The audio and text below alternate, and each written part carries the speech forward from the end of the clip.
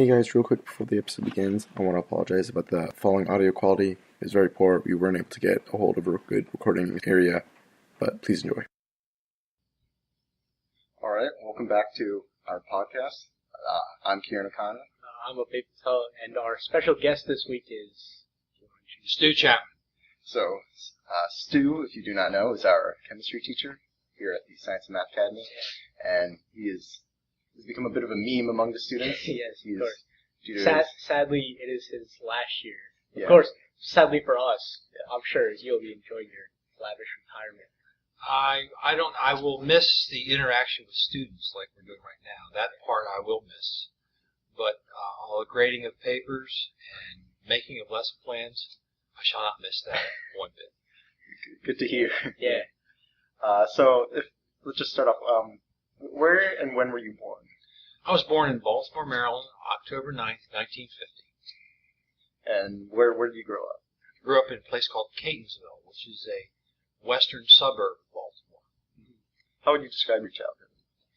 Well, like most of the kids at the SMA, I had two middle-class parents who were extremely interested in my well-being and provided everything that I could possibly provide me so that I could be successful, both in terms of educational attainment and, resources. So I was pretty lucky. Did you do well as a student throughout school? I did well only in the things I really liked the best, like science, and mostly science. I did fair and everything else, but I didn't do exceptionally well except for my science classes. And things like cartography, geography. I love making maps. Anything to do with a map, I did. I was always the best at that. And things like astronomy, which wasn't a subject they taught, but any time it came up as a unit, I knew more than the teacher. Because it was just the one thing I liked the best. Yeah. Mm-hmm. So I know you went to Catonsville High School. How was the experience over there? Oh, it was great. I really enjoyed it. It was much larger, about the same size as Aberdeen, I would guess, in terms of population. And demographically, it was about the same, too. So I really enjoyed Catonsville High School. When I played baseball there. It was my sport, although I wasn't that good, but I played. So were you a very popular student in high school, or were you kind of in the middle? I guess you might say I was kind of in the middle. I was popular in some circles and not so in others. So we know you did baseball. Were there any other hobbies, extracurricular things that you enjoyed? Astronomy. I've always liked astronomy my whole life. So every chance I could get, it didn't have to do with school, but it was my outside activities. I was always doing just about anything that had to do with observing the stars and the moon and the planets and things like that. It was always very fun for me. So did you spend a lot of time with telescopes outside at night? I mostly did my work with ordinary binoculars like you take in the oil game. So although binoculars don't allow you to see a planet with a round disk like a telescope would, they allow you to see objects in the sky which are so faint that you can't see without optical aid. And you can see so many more, like star clusters and things like that. You can also see the colors that are they're very subtle, but with a pair of binoculars you can see them a lot easier. Yeah. So I did most of my work with binoculars. I did have small telescopes before, just a small 4-inch one, but mostly it was binoculars. I also like binoculars because they keep the field of view upright, whereas a telescope everything's inverted. Yeah. Yeah. Do you still spend a lot of time stargazing? Oh yeah, that's one of the reasons I enjoy the outdoors so much, because no matter what season of the year, if we get a clear night, I have to get outside so I can take a look. The hardest part now, though, is finding a place where there's very little, if any, light pollution. There's so many street lights and extraneous lights that makes it impossible to see anything unless you find a place absent of lights, which is like in my boat, I can go way out in the water where there's no land or anything, so I can turn off all my lights and I can really see the stars there. Yeah. So where did you go to college? I went to two colleges. First, I went to Catonsville Community College right after high school because we didn't have the resources for me to go anywhere else. But in retrospect, I'm really glad I went there because I don't know if I was mature enough to go away right away at 18. And then after I finished my 2 years at Catonsville Community College, and I transferred to Frostburg State College, which in those days it was mostly a teacher's college because I knew I wanted to be a teacher even then. Mm-hmm. Now it's a university, so they have all kinds of programs. And I graduated from there in 1973, and then for my graduate work, which was required to stay in teaching, I did my graduate work at Towson's, which by then was called a university. Mm-hmm. But I really enjoyed Frostburg. It was great. So do you have any stories to tell from college? Well, yes, but I can't really tell them to you. I will say this, and as you can imagine everything else. At Frostburg, like all teachers' colleges, most teachers are women. So the ratio of women to men was like 4 women to every man at Frostburg, which was just great. I loved it. So, did you get into a lot of hijinks in college, or were you... Hijinks? Pranks, parties, or did you... were you very... Yeah, we did. And I joined a fraternity, and I was quite active in the fraternity life, which actually ended up being something bad that ended up being good. And that was a lot of the guys in the fraternity, like all guys in fraternities, they drank beer. And most of the guys in the fraternity, they could drink some beer and that'd be fine. But for me, I started to get a problem with it, although I didn't recognize it at the time. But by around maybe, this all started, I never did this at home when I went to college. I guess maybe about 1978 or 79, which was about 8 years after I finished college, then I realized I had a problem with the use of alcohol and that I had to do something about it to correct it. And so luckily for me, my family and some friends did what they call an intervention. And I had to go to, they called it a treatment center. It was up in Western Maryland. I had to be away from home where I couldn't see anybody that I knew. And I had to miss the first 2 weeks of school. This was 1979 because I was on disability. That's what they called it. And as it turned out, that month that I spent at that treatment center, which was called Mountain Manor, actually saved my life because I never ever returned to alcohol, not even one drop after that time. It wasn't that treatment center necessarily what did it, but that was like the beginning of a long recovery, which required me to attend self-help groups for a while and things like that, all of which I did because I was not going to go back to that problem again. I was determined not to. So it turned out that was one of the best things that happened because if it had not been for an intervention, at the time I was only 28 years old, I don't think I would have survived much past my 30s the way I was going. I was definitely not, because so many things can happen to you. So I have heard that problems like that tend to run in your family. Do you have any other family members? Actually, that was what was surprising because neither of my parents did that ever. And my brother and her sister did. So I was told that I had some of their parents, grandparents had that problem too, but nobody in my immediate. So it was especially difficult for my parents to understand that because it wasn't the kind of behavior I was picking up from them because they never did it. And so they felt they were just really hurt by it. Like any time that kind of problem comes up, it affects not just you, but your family or your loved ones too. And they aren't the cause of it, but they suffer with you when it happens. So luckily for them, my recovery was helpful to them as much as it was. I know you said you played baseball. With sports, obviously there comes injuries. I know playing tennis, I roll my ankle all the time. Has there been anything? Yes, I got an injury in my right knee. I played catcher in baseball, and I was really good at catching. I loved it. I could throw batters out if the pitcher had a decent move and all that. And in fact, the fact that I was a good catcher was probably the only reason I ever made the teams, because when it came to the bat, I was terrible. I could hear my father now, boy, if you get 2 strikes on you, you might as well just sit down. And he was right, because I couldn't hit for anything. So the only reason I made the teams because every team had to have a backup catcher. So I didn't get to play that much, but every once in a while I'd get to catch the last inning or something like that. I thought it was a big deal. It was the only chance I got to play.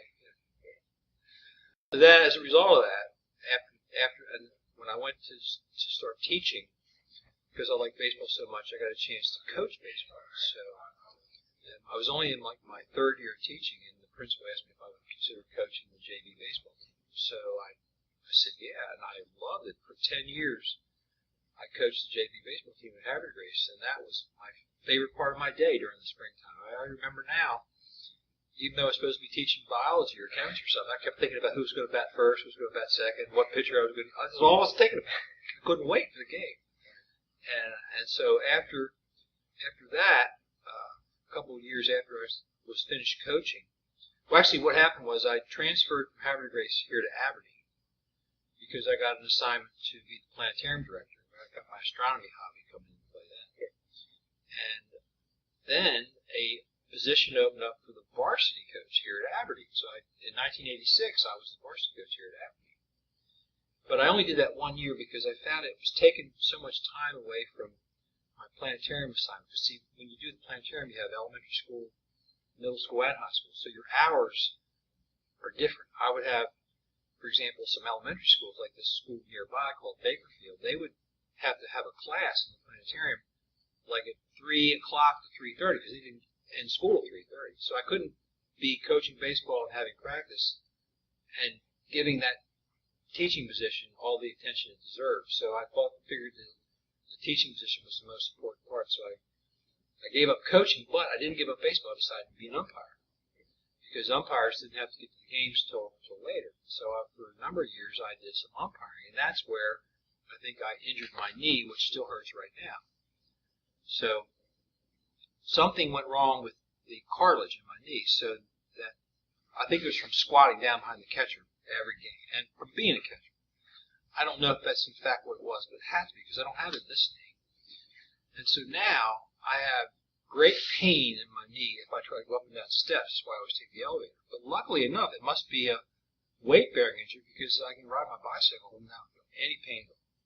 Speaking of your bike, when did you start to pick up? Well, remember I was just telling you about the problem I had with alcohol. So it was 1979 in the spring that I made my beginning of recovery from that. And at the time, I also smoked cigarettes. And I smoked a lot of cigarettes. So I would say I continued to smoke cigarettes for about 5 years after I stopped using alcohol. So by now, I'm like 34. And I remember I was coaching baseball, and I was trying to teach the kids how to get a lead off first and steal second, and then go all the way to third. So I was, at the time, I was only like, 31 or something. So now I probably couldn't do it, but I got out there and I was actually doing it. So I got all the way around to third base. I started thinking that I'm getting old because I'm 31.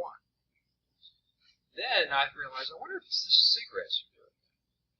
So I sort of made my own decision. I was going to stop smoking cigarettes. So one day, and I remember it was April the 20th, 1984.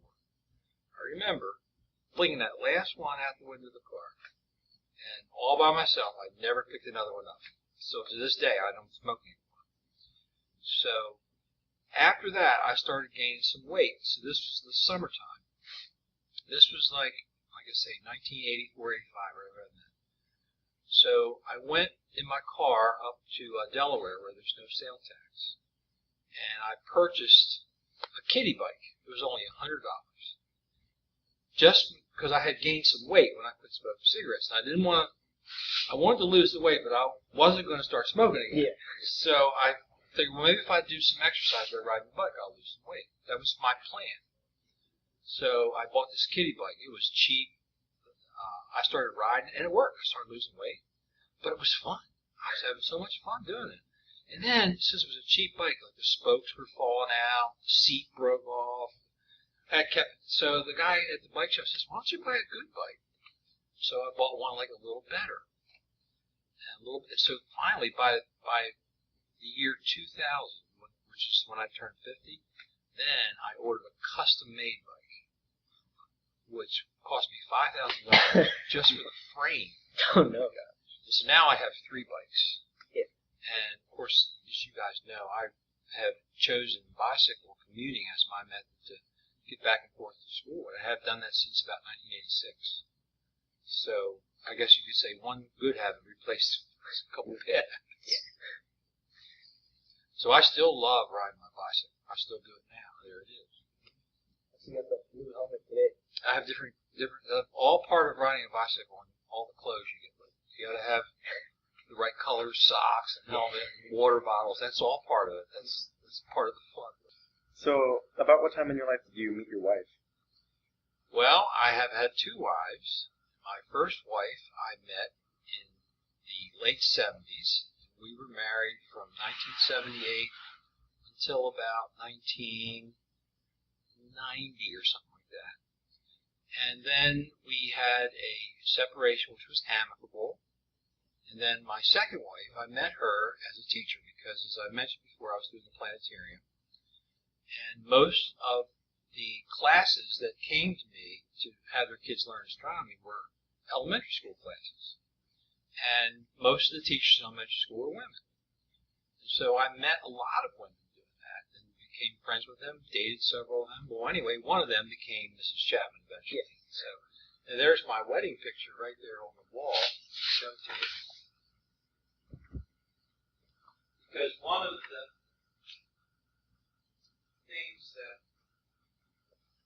things that my wife and I had in common was she likes to ride bikes too.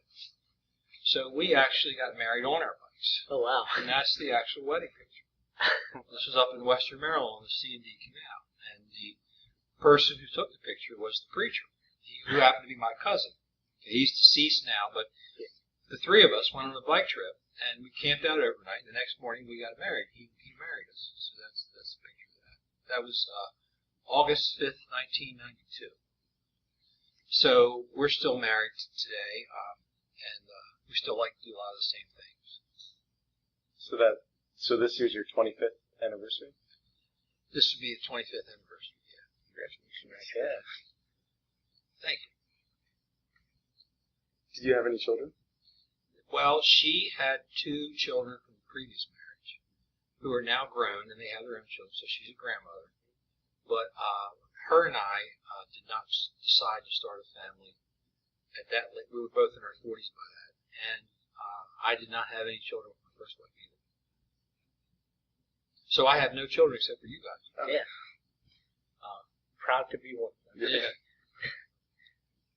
So I know you also enjoy boating a lot. Oh, yes. I love boating. So as I told you, my first job was at Harvard Grace. First teaching job. And that's where I looked out on the water and saw all those boats and just wished I had one. But they were so expensive. How could anyone ever afford a boat? I remember thinking that. I wish I was rich so I could have a boat. I would say that to myself, right? So one of the things that my parents taught me when I was younger is to always save some of my money. No matter how little bit I made, they forced me to save some. So I was in a habit of saving money. So a little bit at a time, all of a sudden, by the time I was 50, I had enough money to buy a boat. And so I got one. And after that, I've had a boat ever since, and I'm 66 now, so it's been 16 years. And just like everything else, it started off with a little boat, then a little bit bigger, and now a bigger one. So now I basically live on my boat most of the time because we had a home up in Darlington, Dublin, for 20 years or so, and we decided to sell the home back in, say, 2009, 2010, something like that. So we sold the home, and instead, now we moved back to Harvard Grace, where we just rent a house. But I have my boat, which is you can live on as well, in the same town, in the marina there at Harvard Grace. So it's like we have a summer home. Yeah. And oftentimes I stay there overnight because I just enjoy, one of the things I like doing is getting up early and going out on my boat in the water or my kayak in the water too, even while it's dark, because I've bought lights for it. I got little red and green lights, and I got a big stem light in the back so boats can see me, and I just see the stars, you go out there, no lights, I love doing that. Yeah, I'm sure it's a lot better out on the water. Last two, this weekend, Saturday morning and Sunday morning, were both perfect for taking a kayak out, because there was no waves in the water, it was nice and calm, and it was clear, the stars were out, and I just love that time of day, right when it's starting to get first job that time. Oh, really? Yeah. What job was that? I was a paper route. So when I was your age, in those days, of course, there wasn't any internet, so people couldn't read the news on a tablet or anything. Everything was actual newspaper. And so they were quite frequent, and when they would deliver them. So this one guy, his name was Mr. Shea, he was my first boss. He was in his 60s. And he used to pick me up at 4 o'clock in the morning at my house in Catonsville. And he had a station wagon, and in the back was like 600 morning papers. And he would drive out to this place called Ellicott City. I don't know if you've ever heard of that. It's where the route was, right? And I would put the rubber bands on the papers, throw them out the window to the right place, and he would throw it his side. And then I thought it was really cool because once I got old enough to get my driver's license, I thought it was a big deal then because he would give me his car and all those newspapers. I had the responsibility of delivering them on my own, which I thought was a big deal. Yeah. So I ended up working for him for like 4 years while I was in community college and in high school. And I had the advantage. I liked being up early, so I could get up early and get all my work done, be back home, and then haven't even gone to school yet. Where all my friends had jobs too, but they had to work like on Friday night, Saturday night. But I didn't have to do that because all my work was done early in the morning. So once you finally retire at the end of this year, do you plan to stay in Maryland? Oh yeah, I'm never going to leave Havre de Grace. Havre de Grace is a boater's paradise. It's the best possible place to have a boat in all of Maryland, I think, maybe in the whole U.S. You have a river, you have a great big place you might call a lake, like the back waters there, and then you have the whole bay. So I'm going to stay right there in Havre de Grace with my boat, my kayak, and my bicycling and all that, which is my hobbies. And that's where I plan to stay. Now I'm going to take boating trips, but I'm going to always return back to Havre de Grace, so I'll be living there. And I have a part-time assignment at the community college if I choose to go back to it, which I won't start, if I do again, until January of 2018. But I can't work too much because I have an earnings limit based on my pension. If I make too much, I get a real heavy tax bill, so I got to have a certain number of $1,000. If I go over that, I get taxed so heavily it's not worth it. So I'm thinking about perhaps being a substitute here next year. Oh, nice. And also at my other 2 schools I taught at, which were hard to protect and areas.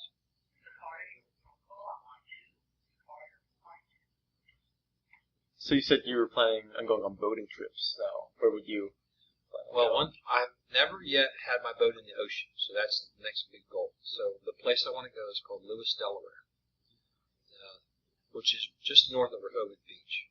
So that's my first ocean trip. And then, if I get brave enough, and I don't think I want to do this by myself, or just one boat, but with a fleet of boats, the ultimate trip would be to go south in the bay, all the way to Norfolk, Virginia, and then to go out in the ocean and go north again, all the way up to the C&D Canal, going to make a big loop. Yeah. Right. So that's a goal I have. So I'm going to definitely do that. So friends of mine have done it. I've never, done anything that extensive. Yeah. The furthest I ever went was Washington, D.C., which is a really long way on a boat if you look at the map, because you have to go all the way to the south and then cut back up the Potomac River and go all the way back up. By car, it's quick, but by boat, it's enormous. How long did that take you? It was 400 nautical miles, and it took me several days. Okay. And that was the time, it was probably one of the worst things that ever happened to me on the boat. And that was when we were on the way back. This was June 24th, 2014. On the way back, I was only 6 miles from my home in Havre de Grace, my wife and I. And I was up on the fly bridge at the top of my boat. We were speeding along at about 20 knots, which is pretty fast for a boat. And out of the clear blue sky, there was a log that I couldn't avoid. I hit the log, and it punched a hole into the hull, and I started taking on water. The boat began to sink. So I have a radio. I did what they call a Mayday call on the radio to the Coast Guard.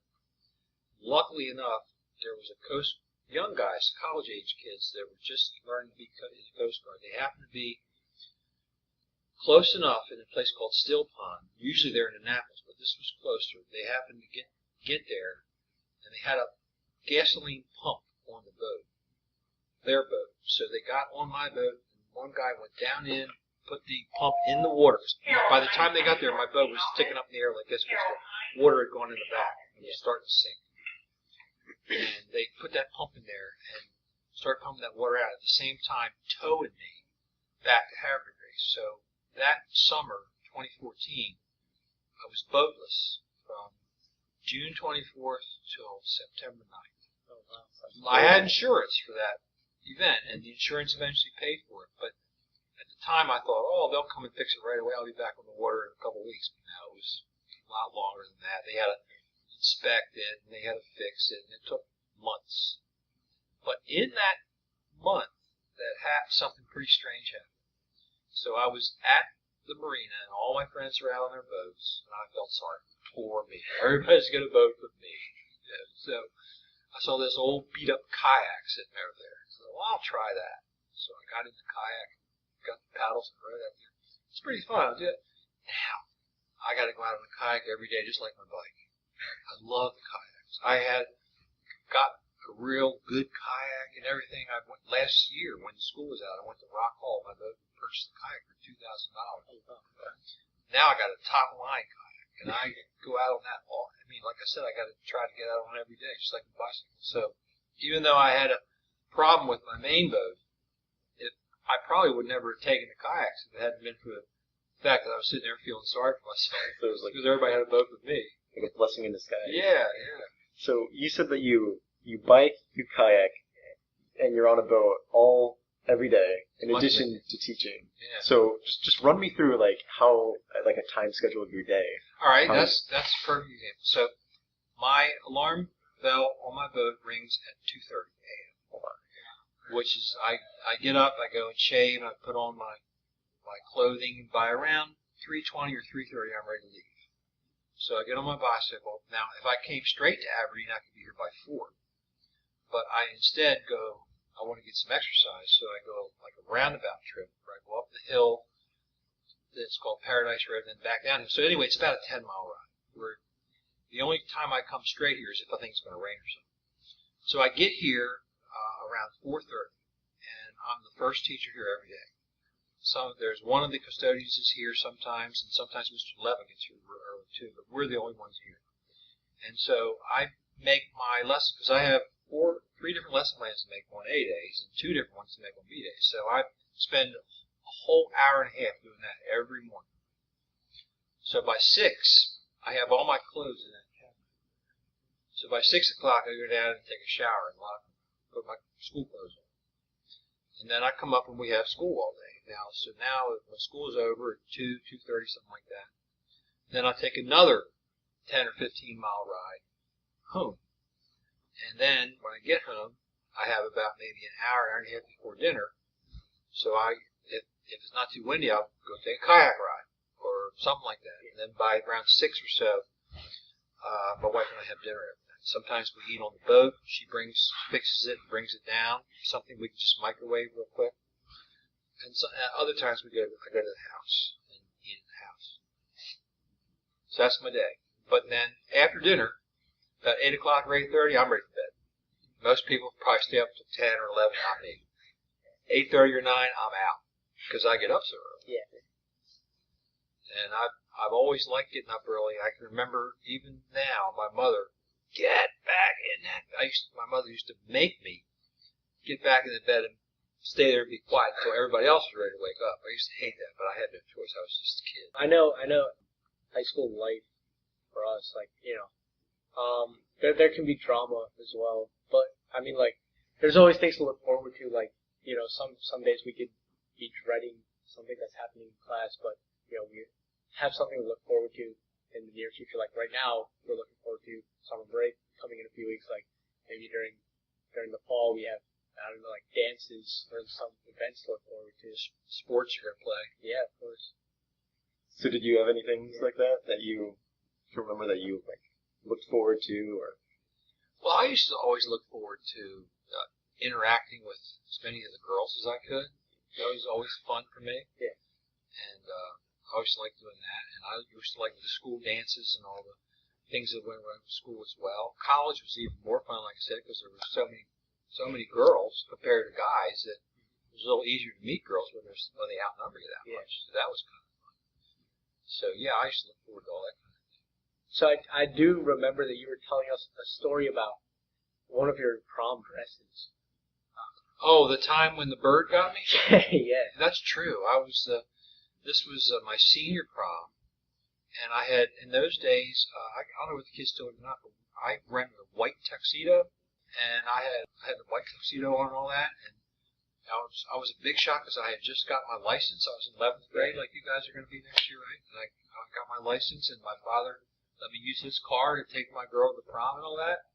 So I remember driving with my arm out the window like this, and driving with one hand, thinking I was such a big shot because I had all this tuxedo on. My father had a real nice Chrysler, okay?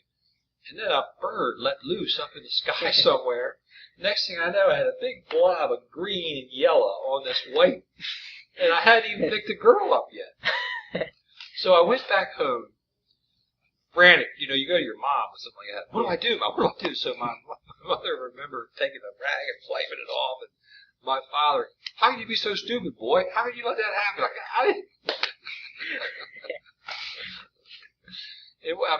couldn't have stopped it. But yeah, that was true story. That was kind of embarrassing. So you always could see a little something there, but after Mom took care of it, it wasn't anywhere near as bad as it was at first. So how long have you been teaching? I started in 1973, so at the conclusion of this school year, that will be 44 full years. So, are there any significant changes or things that you've seen over your time teaching? Yes, my goodness. Well, number one would be, when I first started, there were no computers. So computers started in about 10 years after around 1983, you started seeing the first computers. And I remember seeing they looked like televisions with letters on them. That was strange. So I noticed they were being used by the business department.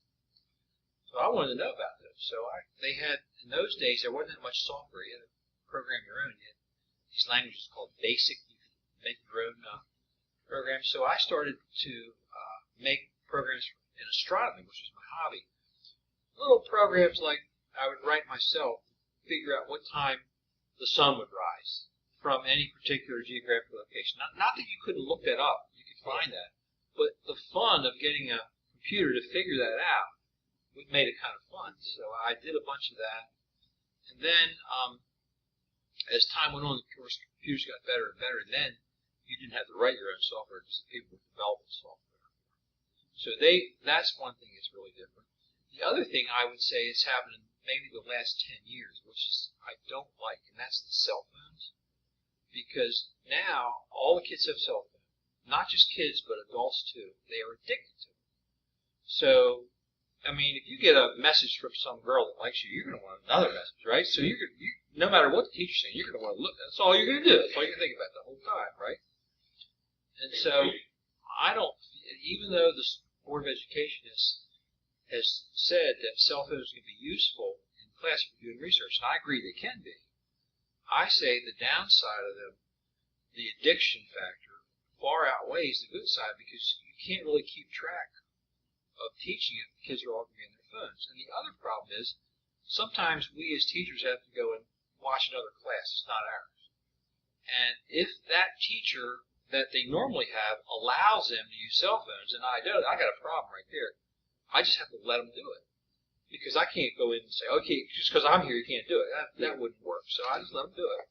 But I know they're not learning anything if they're on their cell phones. It's just like a waste of time. Why would they even need a teacher? So I think those cell phones, I wish they'd get a handle on that somehow. Same thing at the community college where I teach in the summer sometimes. I've told the kids before, whatever you do, don't take a cell phone out while I'm teaching it. I meant it. I would be really disappointed. Because my responsibility is to teach them something. And if they're looking on the cell phone or anything else but at least trying to learn it, then how am I going to have a chance to be effective? So this technology has got good sides and bad sides. And the bad side is all this. And the other thing is when I was a kid, we didn't have all this social media. and I'm not active on it. I mean, I've been part of Facebook. I know what it is, and I can get on and all that, but I don't really do it that much. But from what I understand and what I'm reading about and hearing about, a lot of people, especially kids, are bullying each other online and saying things that are cruel, and I can just imagine how hurtful that must be to somebody to be on the other end of that. And I don't know how you can stop that. So you've seen a lot of changes in technology over the years. Have you seen a really change in like maybe the personality of students that kind of change? What I've seen is everything's become more lax, which is good and bad. For example, the clothes you guys wear now. We had to all wear clothes like this every day. Not ties, but we had to wear a dress shirt and dress pants every day. And the ladies had to dress nice too. Nowadays, even the teachers don't dress nice. Yeah. You'll notice that you never see me dressed like a slob as a teacher, because that's where I'm like an older version of a teacher, because we never did that. And the other thing is like these bottles of water. I mean, when we were kids, nobody ever brought a bottle of water in class. That was unheard of. You don't sit in class and drink water. You're in class out of class. But now every kid's got a bottle of water. And while I guess that's not so bad, as you know, it can't be allowed in chemistry labs because it's so easy for an accident to occur. That's why I don't allow kids to have any water or food here, because if there's an accident, my liability insurance probably wouldn't even cover it, because some lawyer could make the point, oh, well, you let them eat in class, no wonder someone's injured. See, so that's why I just won't do that. Yeah. So I hope they're the same way about that next year around wrong, but I won't have any control over that. And other little gradual changes have happened. Well, in sports, when I was in high school, that was before Title IX, where the girls were given equal access to sports. So when it came to like baseball practice, the boys always had first ones. And if the girls were going to have practice, they had to wait till the boys were done. Now it's not like that. It's probably better because they share it. They take turns on who's going to be first and all that sort of thing. But in those days, it didn't happen. So I think some things have changed for the better in that there's more opportunity for people, but some things have changed for the worse because the use of all those cell phones and distractions and bottles of water can't do anything but take away from the ability for the student to learn in class and the teacher to teach. I would think. Yeah. So, do you think you've improved as a teacher throughout time, or do you think you have to, because you make so many mistakes that you realize I've got to do this different. This didn't work. You have a test and all the kids get a bad grade. Then you start thinking, well, is it because they didn't study, or is it because of something I did wrong? Most of the time, it's because of something I did wrong. So, what am I going to do different? So, I've learned different little tricks and things to try to make, but you never are completely satisfied, because there's always something in retrospect you look back on when you taught that you think, how could I have done this better? Yeah. So it's the kind of thing that is always growing while you're teaching. Okay. The worst thing you can do is do the same thing year after year. You have to change it. If you do the same thing, you're going to run into roadblocks. Because first of all, things change, but second of all, you get too complacent. So you gotta like do it again and again and again. Yeah. So I've made so many mistakes. I mean, in 44 years, you can make a lot of mistakes and a lot of corrections for those mistakes. I know it's something that I don't necessarily believe in, but like a lot of kids say is like the teacher's trying to fail us. I can't speak for every teacher, but I know that I want my students to be successful. I want them to fail. Yeah. Okay, I want them to be successful, so I want to do anything I can to help them be successful. Have you ever seen a teacher doing something that you, in regards to teaching, that you felt was poor and that many times. In fact, one of the biggest frustrations, and I think any teacher who really is serious about their craft will probably tell you the same thing. There's always been, in every school I've taught in, some teachers who I felt weren't carrying their own weight. By that I mean they would let the kids drink water, watch movies, and So I remember being at some schools. I won't name any because I don't want to point anybody out, but it's happened at every school. I may have a class of chemistry, say period 3, and the kids, the first 2 classes they had a teacher that was either frequently absent, and so there was always a substitute there, so there was never anything going on, or the teacher did not have. You must have had teachers in your life somewhere along the line. You could tell they weren't ready. Yeah. They weren't prepared, and so nothing went on. So by the time they get to me, period 3, and I'm serious, I've made my plans, I want to teach something, and they haven't done anything all day, and then now you have to regroup them. You have to spend all that time getting the kids ready to learn again. Whereas if they had teachers with higher expectations the first 2 periods, then I wouldn't have to do that. So I remember we complained to our principal about certain things, and sometimes they make changes. Sometimes changes are so slow to come. So yeah, I've noticed that. I don't like it, but I don't have any power to change it except to try to set for an example the way that I would wish all the other teachers would take their responsibility.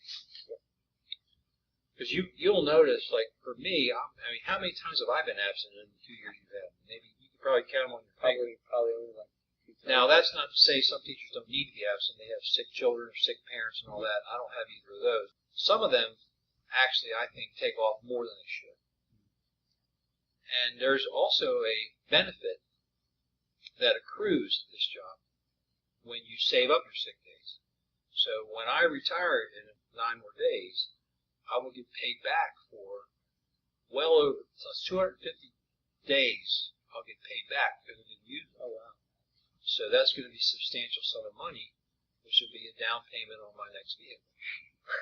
Be it a Which I'm going to buy. boat or... It's going to be a van. I'm going to buy a van. Oh. So I can, a cargo van, so I can go camping and places, other than the boat. I can put my kayak in it and take it somewhere else. Smart.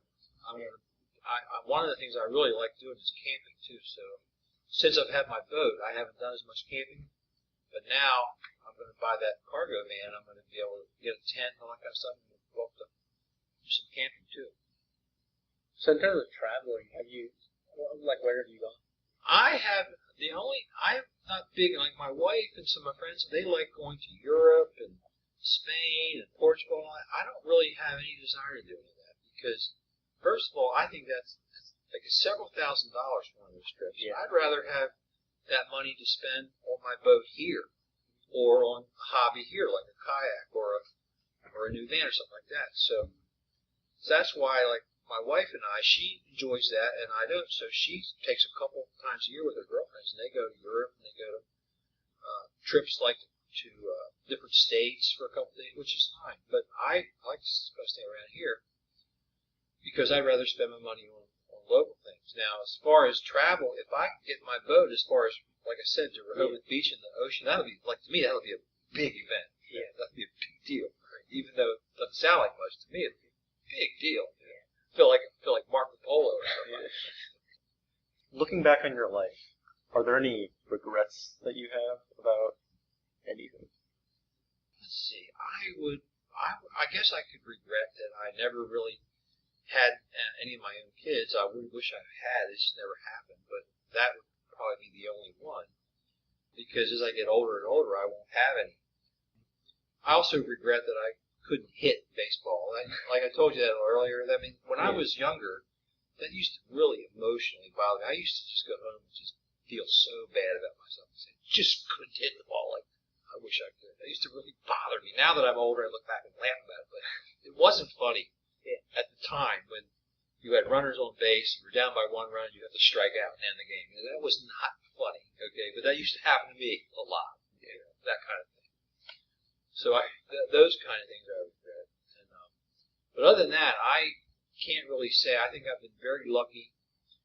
In the fact that I've had, parents that were, nurturing and helpful to me. I have my brother and sister, and I've been extremely lucky that I was able to recover from my problem with alcohol when I did.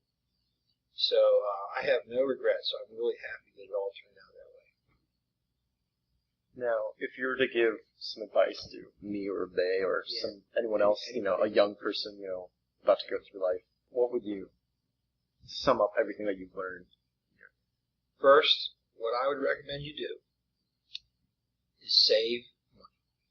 Even if it's just like less than 2% of what you're getting. Save some. Don't touch it. Just keep saving. Keep saving. Because one day, there'll be a day when you'll have a substantial amount of money that if something goes wrong, you'll have a cushion to fall back on, or if you're lucky, you'll be able to purchase an item that you otherwise wouldn't be able to afford. And I would also recommend always make sure you go to your job or your school part of it. Don't let things go on when you're not there. Always be there.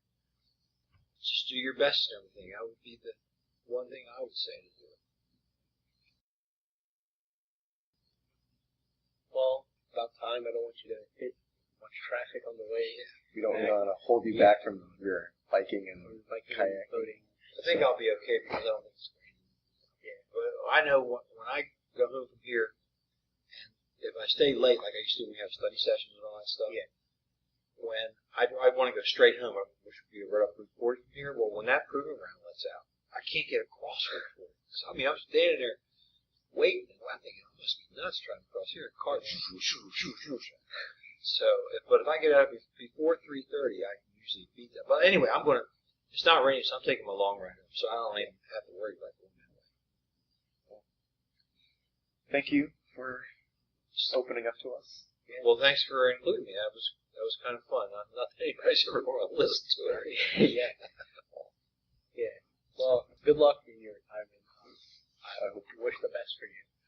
Yeah. Thank you. I hope so. Good luck on your boat travels. Yeah, and your travels. your sightseeing. I may see you guys again someday if I'm substitute back here. Yeah. I've already told Mr. Simmons I'd bill it for him whenever he wants to. I need to do something, so I'm probably going to do this. Yeah.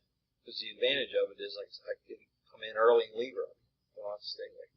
I guess one final question that I sort of had is like, so you talk about how you've had a very like routine day. Yeah, I do. I'm that way. I have a routine. Because I know for some people that just doesn't work. Like they need to have some spontaneous thing happening for them to, just stay on their toes. I'm really good with routines. I still have to have. I don't know why it is, but I just need to have my routine. I gotta eat breakfast the same time every day, and do this, that I do that. I'm happy with that. So I have to get another routine when I retire. Yeah. I'm going to miss Yeah, you get a the routine I have. 7-hour void. Sure, you can fit a lot of biking and kayaking into that time. Yeah, I'll have some fun. I won't, like I said, I'll miss the interaction with the kids. And I'll miss the actual part of actually being here with you kids and teaching. That part is fun. But that's not what, it's like 2/3 of it is the other part, the planning and grading the paper. Yeah. The 1/3 that's fun, I could do that forever, but that other part, I'm so tired of.